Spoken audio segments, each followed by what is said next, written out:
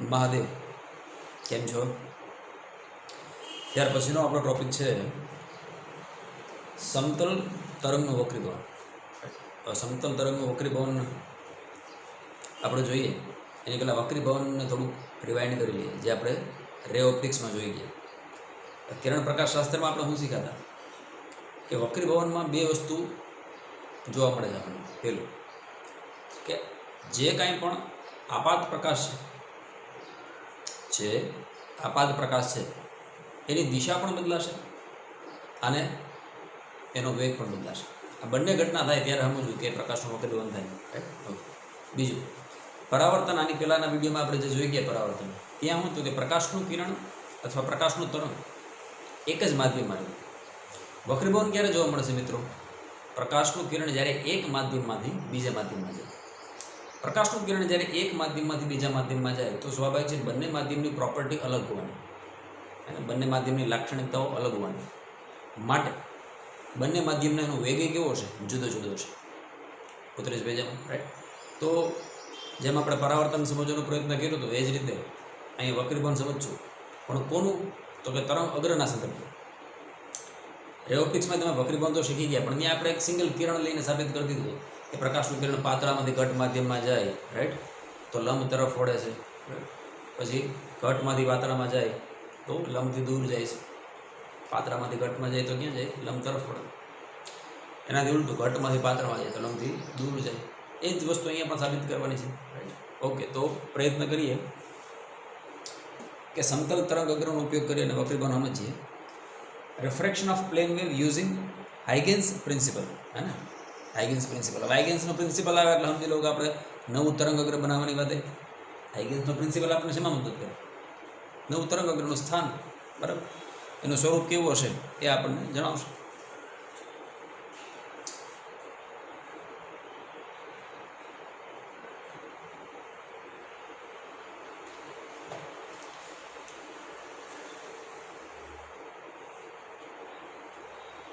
પહેલાં આપણે પ્રેક્ટિકલી જોઈ લઈએ કે વક્રીભવનમાં વાસ્તવમાં તરંગ અગ્રની વાત કરતા હોય સમતલ તરંગ અગ્રની. તો તમને ખબર છે સમતલ તરંગ અગ્ર કઈ રીતે લે? તો કે આપણે પહેલાં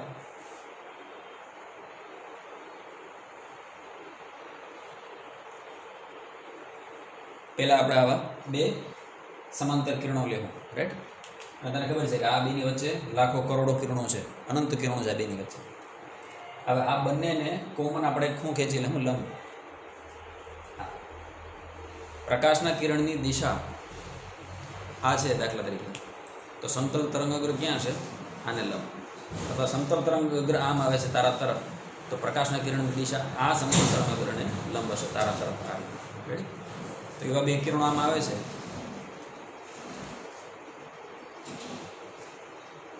તો આ થઈ ગયું તારું સમતલ તરંગ અગ્ર. 32 પેજ.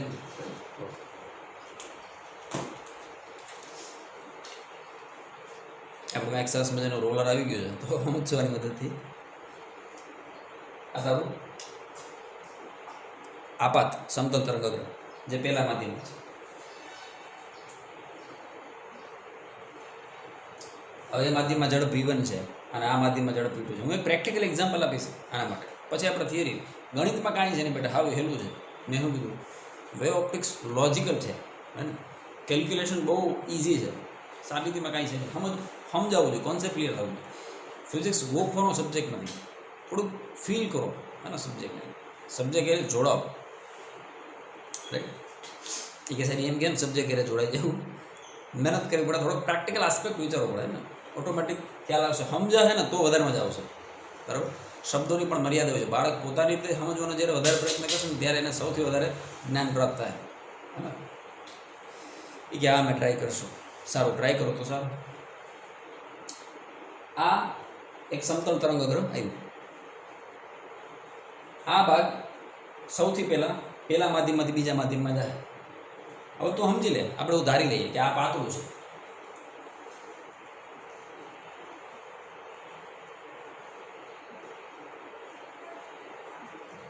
સામાન્ય રીતે પાતળું ને ઘટ નહીં, પ્રકાશના સંદર્ભમાં. એ આપણે રે ઓપ્ટિક્સમાં ચર્ચા કરી ગયા. માધ્યમ પ્રકાશીય ઘટ હોવું જોઈએ રાઈટ. પ્રકાશીય ઘટમાંથી પ્રકાશીય પાતળમાં વહી ગયા તો તને ખબર છે કે ઘટ માધ્યમમાં વેગ ઘટશે. આપણે પહેલેથી જાણીએ છીએ રાઈટ. અહીંયા આપણે સાબિત કરી દઉં તો તમને ખબર હોય તો તમારી ગાડી એવું સમજી લે કે તારી ગાડી છે, સમતોલ તરંગ વગરની તારી ગાડી છે, 2 વ્હીલ અથવા 4 વ્હીલ, જે કે તારી અહીંયા જમીન છે ને અહીંયા રણ છે, અહીંયા ઉપરના ભાગમાં જમીન છે, નીચે શું છે, રણ છે, એટલે કે રેતી છે. તારી 4 વ્હીલ આ રીતે આમ ક્રોસમાં આવે છે. આમ આ પેલું આગળના 2 પૈડા, આ પેલું ના બીજું. પેલું પૈડું તારું રેતીમાં આવી જાય અને બીજું પૈડું હજી જમીન પર જ છે, તો શું થાય? આ પૈડાની ફરવાની ઝડપ ઘટી જાય બેટા, પણ આ પૈડું જે જમીનમાં હતું એ તો એ જ ઝડપથી ફરશે, v1 ઝડપથી. એટલે શું થાય? તારી ગાડીની જે દિશા હતી, જે આમ હતી, એ કેવી થઈ જાય? આમ થઈ જાય. હવે ગાડી આમ આવી જાય. 2 પૈડા જ્યારે તારા રણમાં આવી જાય પછી એક સરખા વ્યક્તિ ગતિ કરશે. ઉતરેશ પ્રેક્ટિકલ એક્ઝામ્પલ ભેજો. આ 2 પૈડા હવામાં આવ્યા તો એક સરખા આવે છે. હવે રણમાં આવી ગયું, આની ગતિ ધીરે થઈ જાય, પણ આ શું થઈ જાય? આ ફટાફટ ફરી જાય, કારણ કે એ જમીન ના બેટા. આ પૈડું રણમાં એટલે આ જો આમ દિશા બદલાય, જે દિશા આમ હતી એ દિશા બદલાય. હવે એક સરખા વ્યક્તિ ગતિ. તો 2 ફેર પડી ગયું. પેલો ફેર એ પડ્યો કે તારું જે સમતલ તરંગ અગ્ર હતું એની દિશા બદલાઈ, સેજ નમી ગયું આ બધું. બરાબર. અને બીજું એ કે ઘટ માધ્યમમાં એનો વેગ ઘટી જાય. રણમાં તો સ્વાભાવિક છે, ગાડીની હાલવાની ઝડપ કેવી છે? ઓછી જશે. ઉતરેશ ભેજામાં. તો બસ આ વસ્તુ આપણે સાબિત કરવાની છે, પણ શેની મદદથી? તો કે સમતલ તરંગ અગ્રની મદદથી. સમતલ તરંગ અગ્ર કઈ રીતે બનાવશું? તો કે અનંત કિરણોથી આપણે સમાંતર કિરણો લેવું અને એને એક લંબ રેખા ખેંચી લેવું. રાઈટ? કોન્સેપ્ટ પકડાય છે? હાલો સ્ટાર્ટ કરીએ.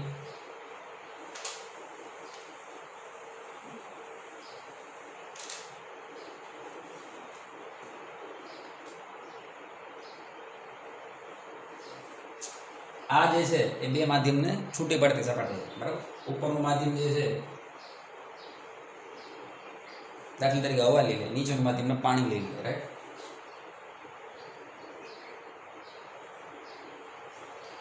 હવાનો વક્રી ભવનાંક n1 અને હવામાં ઝડપ છે v1. રાઈટ?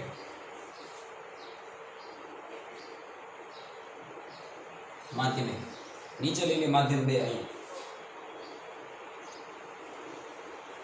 માધ્યમ 2 એને આપણે પાણી તરીકે સ્વીકારેલું છે, એનો વક્રી ભવનાંક છે n2 અને ત્યાં ઝડપ છે v2. ત્યાં ઝડપ કેટલી છે? v2. રાઈટ? દેખાય? તો ગુડ. અને આ બંને માધ્યમને છૂટી પાડતી સપાટી. સારું. આ સપાટી કેવી હોવી જોઈએ? ટ્રાન્સપરન્ટ હોવી જોઈએ. મતલબ એક સપાટીમાંથી બીજી સપાટીમાં જઈ હકાવવું જોઈએ. રાઈટ? અહીં અરીસો મૂકી દો તો શું થાય? પ્રકાશનું કિરણ ભટકાય ને એની માધ્યમનું હોઈ જાય તો પરાવર્તન થઈ જાય. રાઈટ? સારું.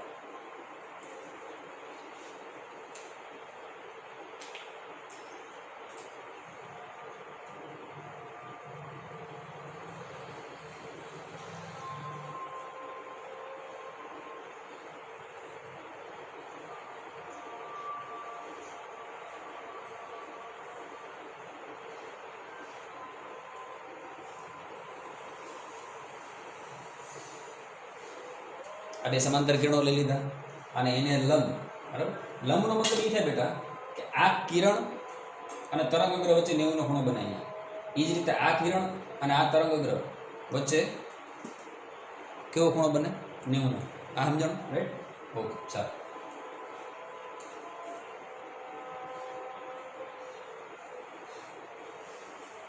ક્લિયર? ઓકે.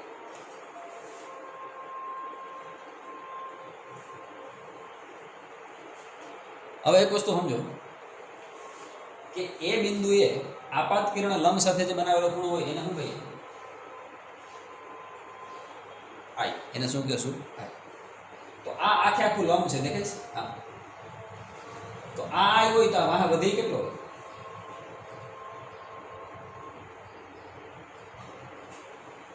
-90 ડિગ્રી માઇનસ છે. રાઈટ? હવે આ 2 એકબીજાને લંબી છે કેમ? તો કે આપણે આ જે લંબ ડ્રો કર્યો એ તો સપાટીએ લંબ ડ્રો કર્યો બેટા. આ 2 એકબીજાને કાટખૂણો છે તો આ 90 માઇનસ આવ્યો હોય તો વાહ વધે ખૂણો કેટલો હોય?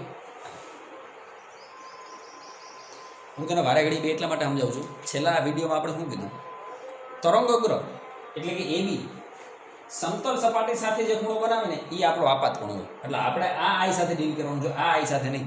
પણ હું તને એટલા માટે સમજાવું કે તને રે ઓપ્ટિક્સ તાજ જોઈએ કે ભાઈ રે ઓપ્ટિક્સ શું હોય? તો કે પ્રકાશના કિરણ લંબ સાથે જે ખૂણો બનાવ્યો એને આઈ કહેવાય. રાઈટ?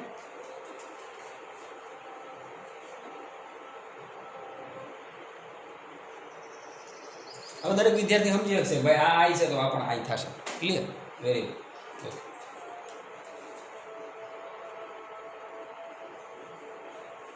હવે તને ખબર છે કે આ ઘટના t બરાબર 0 સમયની છે, મતલબ કે t બરાબર 0 સમયે તારું ગાડીનું પૈડું જસ્ટ આપણે રણનું ઉદાહરણ લીધું ને, જમીન અને રણને ટચ કરતી સપાટી પર છે t બરાબર 0 સમય, ત્યારે બી બિંદુ પણ અહીંયા જો t બરાબર 0 સમય, કારણ કે a અને b એ તો એક જ તરંગ અગ્ર પરના બિંદુ છે બેટા, એક હારે જ આવે છે, એ અહીંયા છે, બી અહીંયા છે.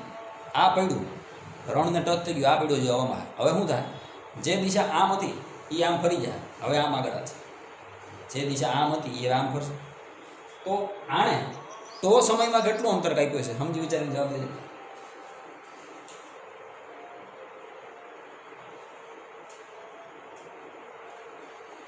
t બરાબર 0 સમય અહીંયા છે અને t બરાબર 0 સમય અહીંયા છે.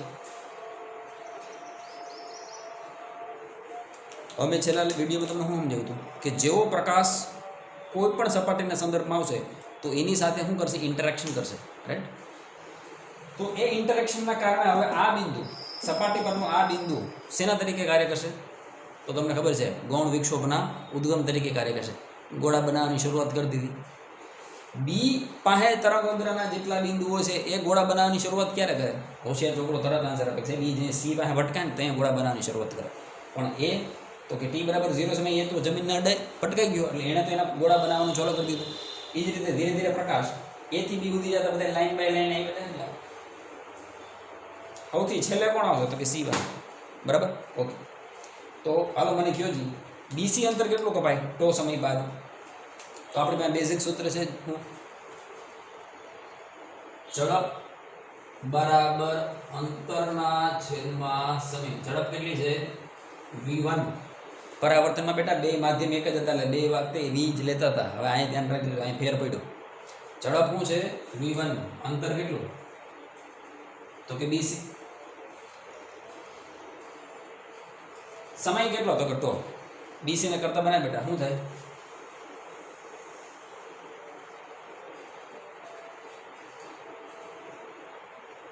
અને મતલબ કે આ જે અંતર કપાણું એ v1 ટો જેટલું કપાણું. વેરી ગુડ, સમજાય છે આગે ના? સરસ. તો હવે મારી વાલી દીકુડી જવાબ દે મને કે એ પાસે જે ગોળા બનાવવાની શરૂઆત થઈ છે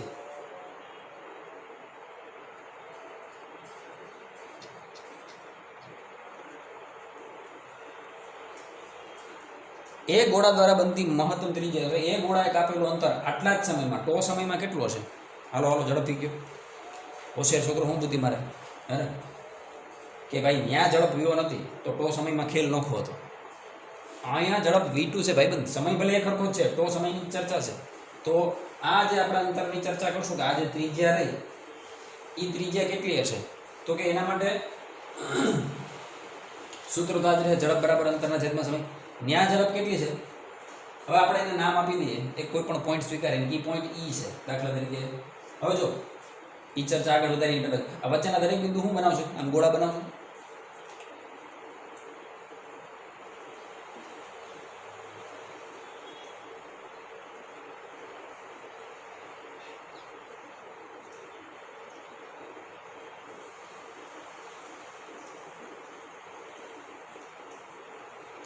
અને સી એ જસ્ટ ગોળા બનાવવાની સ્ટાર્ટ કરશે એટલે આ બધાય ગોળાને સ્પર્શ તો એક સામાન્ય સ્પર્શક આપણે બનાવશું.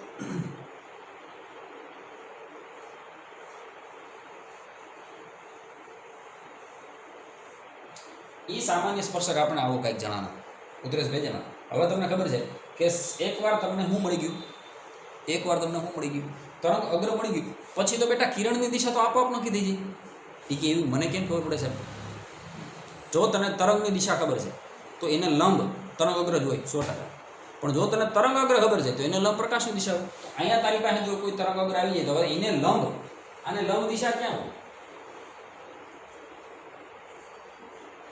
આને લંબ દિશા થઈ ગઈ. આ તરંગ અગ્રને નામ આપી દે, તારી ચોપડી વાળા એક નામ આપી દે ઈસી. તો આ ઈસી તરંગ અગ્રને જે લંબ હશે એ વક્રીભૂત કિરણો છે. કેવા? કારણ કે માધ્યમ બદલી ગયું બેટા. હવે ધ્યાન દીજો, પ્રકાશનું કિરણ અથવા પ્રકાશના તરંગ અગ્ર આવ્યા કેમ આ રીતે પહેલામાંથી જેમ સીધા નીકળી જવા જોઈએ તો આમ સીધા માધ્યમ એકનું એક હોત તો તને ખબર છે આ પ્રકાશ સીધો નીકળી જતા, પણ હવે એવું નહીં થાય. જો અહીંથી ટર્ન મળી જશે, હા તેમ સીધા જતા તેમ ટર્ન મળીને હવે નીચે ભાગશે. આવે છે પેલી રાઈટ. તો હવે આમાંથી આપણે એક જ ગોળાની ચર્ચા કરશું, બધા ગોળા નહીં દેખાડીએ રાઈટ. તો આકૃતિ કઈ બનશે હવે,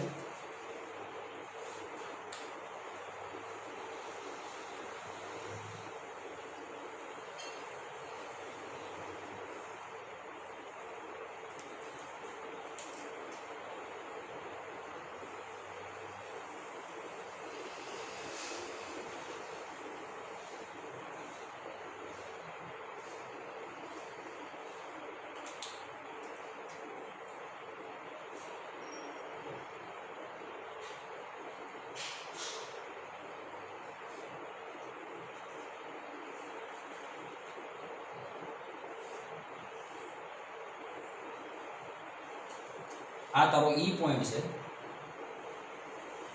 તો હવે મને હોશિયાર વિદ્યાર્થી જવાબ દે કે આ એઈ માપ કેટલું થાય. હાલો ફટાફટ એઈ માપ કેટલું થાય અહીંથી ખબર પડશે. અહીંયા તો કાંઈ લખેલું જ નથી એટલે તારે બોલવાનું હોય ને શું લખશું આપણે તો કે બીજા માધ્યમમાં ઝડપ કેટલી છે V2 કાપેલું અંતર કેટલું એ છે અને એ અંતર કાપવા માટે લાગતો સમય કેટલો t. બરાબર. તો હવે અહીં ધ્યાનથી જુઓ એ બરાબર થઈ ગયું V2 ઇન્ટુ ટો. હવે મને સમજી વિચારીને આન્સર આપજે કે આ જે તારું V2 ટો છે આ અને V1 ટો હરખું હોય કે નાના મોટું હોય અને નાના મોટું હોય તો કોણ નાનું કોણ મોટું સમજી વિચારીને આન્સર દે. બોલ કોણ તો કે સર આપણને એ ખબર જ છે. શું ખબર જ છે તો કે હવામાં આપણે વેગ વધારે જ છે. હવામાં વેગ કેવો હોય છે વધારે, પાણીમાં વેગ કેવો હોય છે ઓછો. પણ એ આપણે અહીંયા સાબિત કરશું ઉતરી થઈ જાય. પણ સ્વાભાવિક છે કે પ્રકાશીય પાતળા માધ્યમ કરતાં પ્રકાશીય ઘટ માધ્યમમાં વેગ કેવો હોવાનો ઓછો હોવાનો ઉતરી થઈ જાય. તો એનો મતલબ કે V1t અંતર અને V2t અંતર ક્યારેય હરખા નહીં હોય. V1t સ્વાભાવિક છે વધારે હશે કારણ કે પ્રકાશીય પાતળા માધ્યમમાં છે.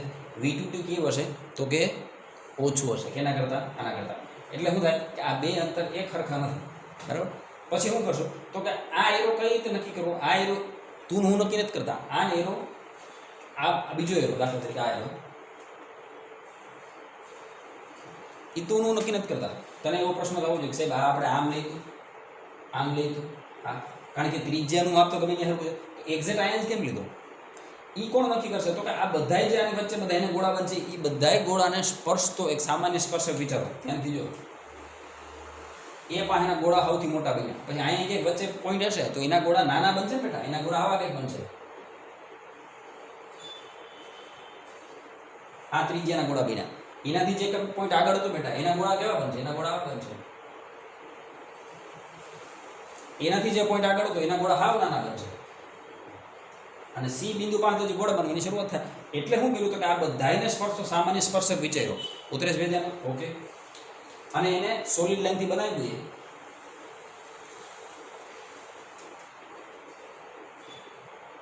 એટલે આ થઈ ગયું તારું તરંગ અગ્ર. અને હવે તરંગ અગ્રને લંબ લીટી મારવાની છે એટલે આ લીટી બે આમ આવશે કારણ કે તરંગ અગ્રને લંબ શું હોય પ્રકાશના કિરણની દિશા. આઈ રિપીટ તરંગ અગ્રને લંબ શું હોય પ્રકાશના કિરણની દિશા. એટલા માટે આપણે આને લંબ બે લીટી મારી.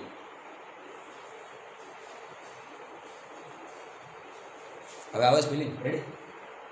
આપાત તરંગ અગ્ર કોણ આપાત તરંગ અગ્ર AB એને સમતલ સપાટી સાથે જે ખૂણો બનાવ્યો એ આપાત કોણ અને વક્રીભૂત તરંગ અગ્ર EC એ સપાટી સાથે જે ખૂણો બનાવ્યો એનો મતલબ કે આ સપાટી સાથે ખૂણો બનાવ્યો એને કહેવાય વક્રીભૂત કોણ.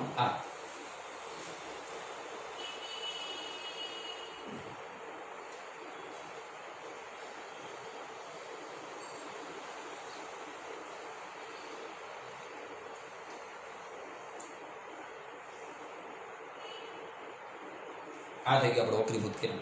રેડી. તો હવે આ બેઝિક ચર્ચા પરથી આગળ વધારશું આપણે સાબિત કરી દઉં કે આમાં ઝડપ કેમ ઓછી હોય છે. રાઈટ.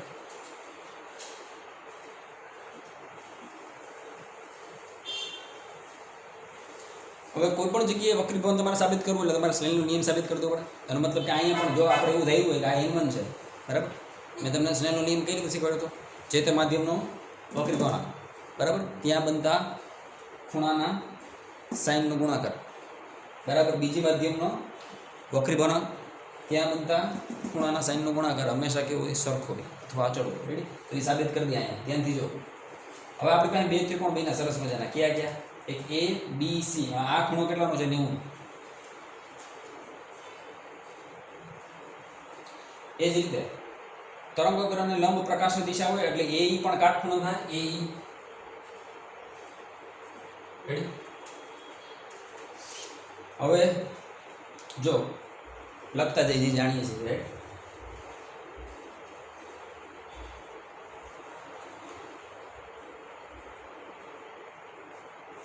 ત્રિકોણ એબીસી માટે ધ્યાનથી જો, એબીસી માટે અહીંયા સાઈન એપ્લાય કરીએ, સાઈન આ ખૂણા માટે, તો સાઈન અહીં બરાબર શું થાય કે સામેની બાજુ છેદમાં કર્ણ.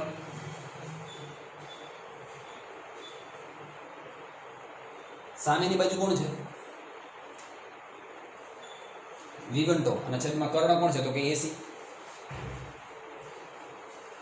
લખાય લખાય ને, ખોટું થોડું, રાઈટ? આ ત્રિકોણ તમને ન ખબર પડતી તો અહીં બનાવજો.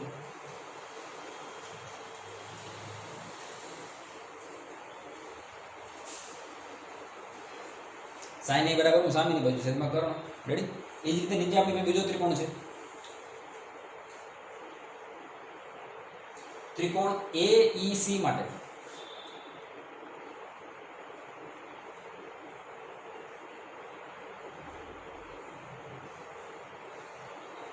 સાઈન આર અપ્લાય કરો અહીંયા, સાઈન આર, તો શું થાય? સામેની બાજુ છેદમાં કર્ણ, સામેની બાજુ શું થાય?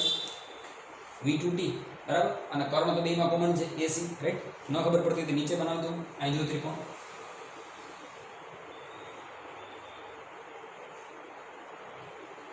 આર, તો આની સામેની બાજુ શું થાય? સામેની બાજુ શું થાય? V2T, અને કર્ણ શું? તો કે એ તો એસી જ છે, રાઈટ? એટલે સાઈન આર બરાબર શું કીધું કે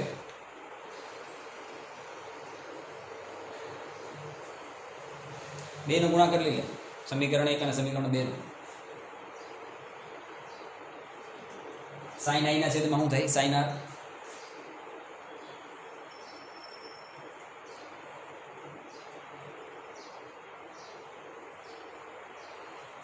V1 તો ના છેદમાં એસી, V2 તો છેદનો છેદાંશ એટલે V2 તો ના છેદમાં એસી, છેદનો છેદ ક્યાં આવી ગયો? અંશમાં. કોમન કોણ કોણ છે? તો કે એસી કોમન, ટો કોમન છે, એસી ને ટો કોમન સી દેવ થઈ ગયા. વાહ શું હોય તું?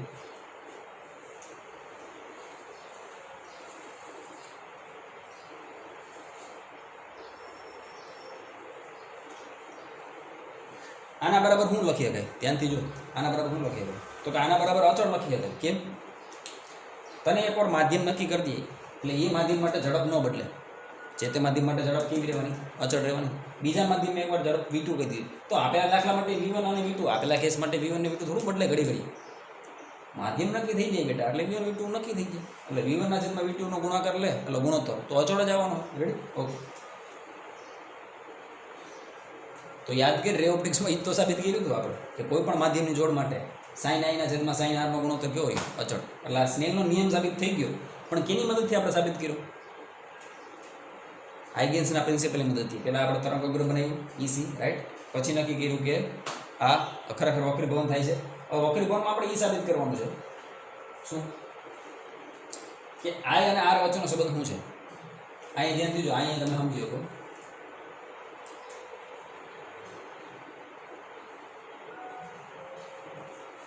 આ આપાત કિરણ છે અને આ વક્રીભૂત કિરણ છે. તો વક્રીભૂત કિરણ લંબ સાથે બનાવેલો ખૂણો કેટલો? હા, રે ઓપ્ટિક્સની વાત થઈ, રે ઓપ્ટિક્સ. રેડી? આ ઓકે. તો આ એકબીજાને લંબ છે. જો આ બે એકબીજાને લંબ છે, દેખાય છે? આ આર હોય તો અંદરનો ખૂણો કેટલો થાય? આ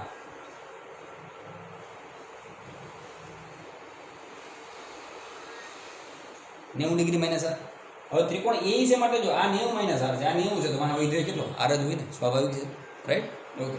એટલે આપણે એ તો ખબર પડી ગઈ.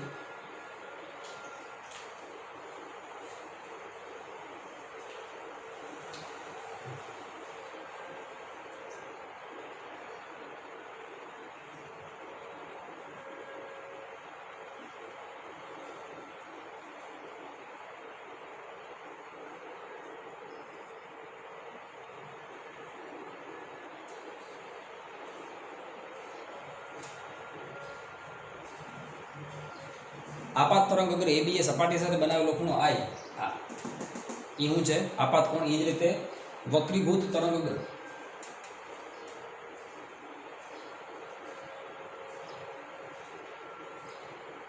એને નામ શું આપ્યું છે આપણે? EC. વક્રીભૂત તરંગ અગર EC એ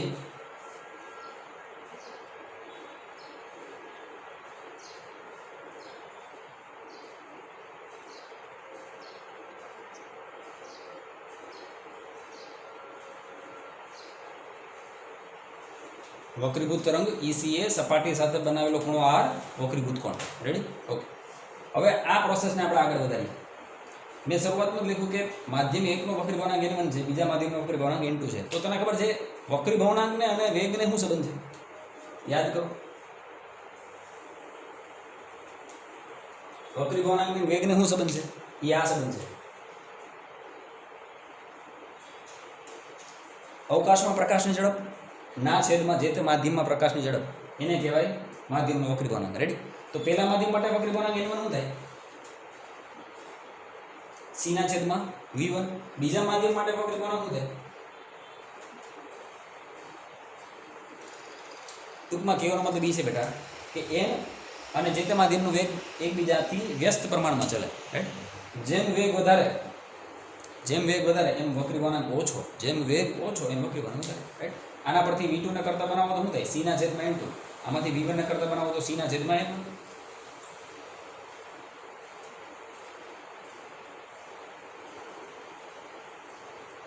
કિંમત મૂકી દે આપણે પાસે છે sin i ના છેદમાં sin r v1 ની જગ્યાએ હું લખશું c ના છેદમાં n1 અને v2 ની જગ્યાએ હું લખશું c ના છેદમાં cc દેવ થઈ ગયા. રેડી? cc સોહાર.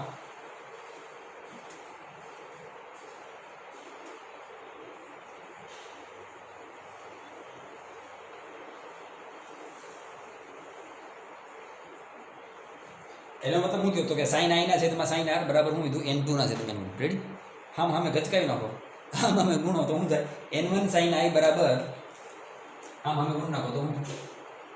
n1 ગુણાકારમાં sin i બરાબર n2 ગુણાકારમાં sin i.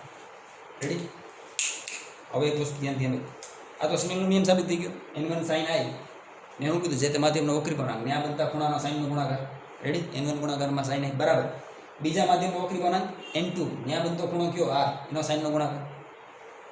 હવે એક વાત તો ફાઇનલ છે, તને મને બીજી કાંઈ ખબર પડે કે ના ખબર પડે એટલી તો ખબર પડે બેટા કે n2 નું મૂલ્ય n1 કરતાં મોટું છે. એટલે પાણીનો વક્રી ભવનાંક હવાના વક્રી ભવનાંક કરતાં મોટો જ હોય ને. એમાં તરંગ પ્રકાશ શાસ્ત્રને કે કિરણ પ્રકાશ શાસ્ત્રને ક્યાં કંઈ લેવા? આ તો સનાતન સત્ય સાબિત કરેલું. n2 is greater than n1. પાણીનો વક્રી ભવનાંક 1.33, આનો કેટલો? 1. રેડી? એટલે મોટું થયું. તો આ સૂત્ર શું કહે મોટા? અહીં ધ્યાનથી જો n2 is greater than n1. હવે ધ્યાનથી સમજો, આપણે સાબિત કરી દઉં. ન્યૂટનની કોર્પ્યુસ્ક્યુલર થિયરી મને શું કીધું કે હવામાં વેગ વધારે, પાણીમાં વેગ ઓછો. પણ વાસ્તવમાં આપણે અહીંયા શું જોવા મળશે એ તું જોજે. જો n2 ગ્રેટર દેન n1 હોય તો આ સૂત્ર એવું કહે કે sin i ના છેદમાં sin r. આને સમીકરણ 3 કીધું. જો n2 ગ્રેટર દેન n1 હોય તો સમીકરણ 3 પરથી શું લખાય?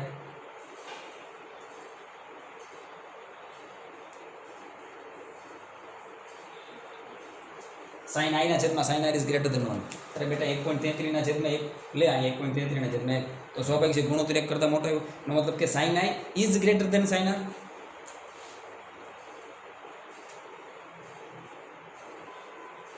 હા કે ના? એનો મતલબ એ થયો મોટા કે i is greater than r.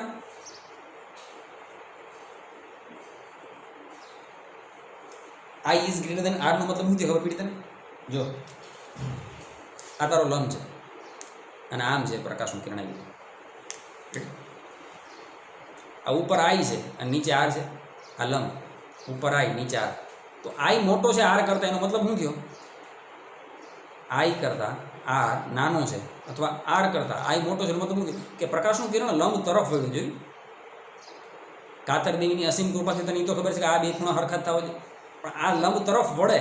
અહીં જો આ લંબ તરફ વળ્યું છે, સીધું જવું જોઈએ તેની જગ્યાએ શું લંબ તરફ વળ્યું. મતલબ i is greater than r. વક્રીભવન 100% સમજણ. રેડી? બીજું કે sin i ના છેદમાં sin r ગ્રેટર દેન 1 હોય તો એ આમાં મૂકી શકાય ને ભાઈબંધ?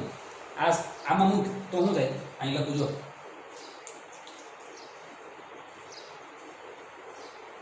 sin i ના છેદમાં sin r ગ્રેટર દેન 1 મતલબ v1 ના છેદમાં v2 ગ્રેટર દેન 1.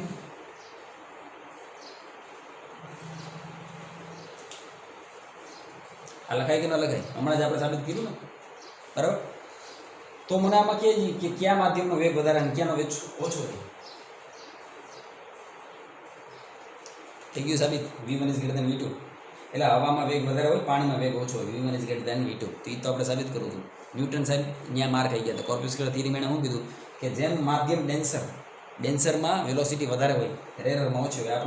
આપણે જે આપણે સનાતન સત્ય હતું એ સાબિત કરી દીધું હું કે ભાઈ રેરર એટલે પાતળું, રેરરમાં વેગ વધારે હોય, ડેન્સરમાં વેગ ઓછો. તો સાબિત થઈ ગયું V1 is greater than V2. Ready? Okay. બીજું ટેક્સ્ટ બુકમાં બીજો નાનકડો મુદ્દો આપ્યો છે કે જો એટલે એને બીજી આકૃતિ બનાવીને આપી છે. હવે બીજી આકૃતિ બનાવવાની આપણે જરૂર નથી.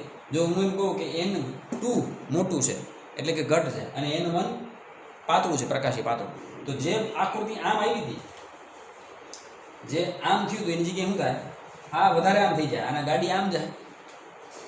અટાણે તે વાળ્યું એ લંબ તરફ વાળ્યું તો ઘટમાંથી પાતળામાં જાય તો ક્યાં જાય, લંબથી દૂર જાય. ઉતરે ભેજે ને. ઓકે. તો સમજાઈ ગયું. સાબિતીમાં કાંઈ હતું નહીં બેટા. શું કીધું તો બે ત્રિકોણ લઈ લીધા, ત્રિકોણ ABC અને ત્રિકોણ AEC. એના માટે sin I ને sin R લઈ લીધા. sin I શું તો કે સામેની બાજુ V1 ના છેદમાં કરનો, અહીંયા sin R શું તો કે સામેની બાજુ V2 ના છેદમાં કરનો. બેનો ગુણોત્તર લઈને આ સાબિત કરી દીધું V1 ના છેદમાં V2. પછી આપણને એ ખબર છે કે વક્રી ગુણાંક અને માધ્યમના વેગ વચ્ચે શું સંબંધ છે, n બરાબર c ના છેદમાં v. એના પરથી આ લખી નાખ્યું n1 બરાબર c ના છેદમાં v1. મૂળ વ્યાખ્યા છે જે તે માધ્યમ માટે લખવું હોય તો n1 અને v1. રેડી? એના પરથી v1 v2 ની કિંમત આમાં મૂકી દીધી તો આપણને સ્નેલનો નિયમ મળી ગયો. સ્નેલનો નિયમ સાબિત કરી દીધો મતલબ વક્રીકોણ સાબિત થઈ ગયું. તો રિફ્રેક્શન ઓફ પ્લેન વેવ સાબિત કર્યું, બટ યુઝિંગ આઇગન્સ પ્રિન્સિપલ. રાઈટ? પછી આપણે એ પણ સાબિત કરી દીધું કે અહીંયા જે ખૂણો R છે એ નાનો છે. R નાનો છે મતલબ કે પ્રકાશનું કિરણ લંબ તરફ વળ્યું. ઉતરી ભેજામાં અહીંયા I હતો, આ I છે તો I થવો છે, પણ એવું ન થયું. આ પ્રકાશનું કિરણ શું થયું, લંબ તરફ વળ્યું. રેડી? તો આ હતું તમારું વક્રીકોણ. બીજી એક વાત, દાખલા તરીકે અહીંયા જે તરંગ લંબાઈ છે, પહેલા માધ્યમની તરંગ લંબાઈ દાખલા તરીકે વેગ v1 છે અને તરંગ લંબાઈ કેટલી છે, લેમ્બડા.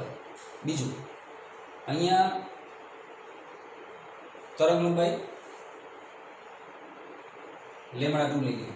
તો આ ગુણોત્તર શું કહે છે આપણને, આ ગુણોત્તર ધ્યાનથી જો. v ને લેમ્બડાના શું સંબંધ છે, યાદ છે સૂત્ર, ભૂલી ગયું. આ સમજ. પ્રકાશની આવૃત્તિ બેટા કોઈ દી ન બદલાય. પ્રકાશ પેલા માધ્યમમાં ઈ જતો, હવામાં ઈ જ છે અને પાણીમાં ઈ જ છે. પ્રકાશ જ છે બેટા. તો આવૃત્તિ નહીં બદલાય, પણ શું બદલાય તો કે વેગમાં લેમ્બડામાં ફેરફાર થઈ જાય. પેલા માધ્યમમાં વેગ વધારે છે, પેલા માધ્યમમાં વેગ વધારે સાબિત કર્યું બેટા v1 ના છેદમાં v2. તો પેલા માધ્યમનો લેમ્બડા કેવો હોય, મોટો હોય. બીજા માધ્યમનો વેગ ઘટી ગયો તો બીજા માધ્યમનો લેમ્બડા ઘટી જાય. આમાં કિંમત મૂકી દે. v1 ની જગ્યાએ શું મૂકીએ કે લેમ્બડા 1 ઇન્ટુ f લખીએ કે આ f1 નો આવે, ત્યાં શું આવે, ખાલી f આવે. એટલે આ સૂત્ર પરથી શું લખીએ કે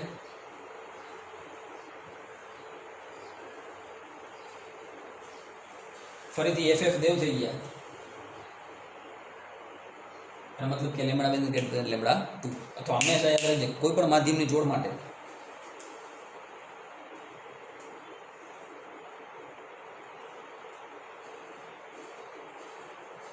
v બાય લેમ્બડા શું હોય, અચળ.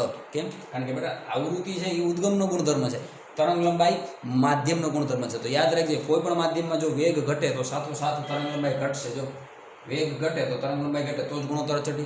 કોઈ માધ્યમનો વેગ વધી ગયો, પ્રકાશનો વેગ વધી ગયો તો સ્વાભાવિક તરંગ લંબાઈ વધી જાય તો જ આ ગુણોત્તર કેવો રહે, અચળ. રેડી? આ સાથે તમામ પોઈન્ટ આવી ગયા તારા વક્રીકોણના. એકવાર શાંતિથી વિડીયો પોઝ કરી આખે આખું જોજે અને થિયરીની લાઈન બાય લાઈન વાંચજે. રાઈટ? મહાદેવ.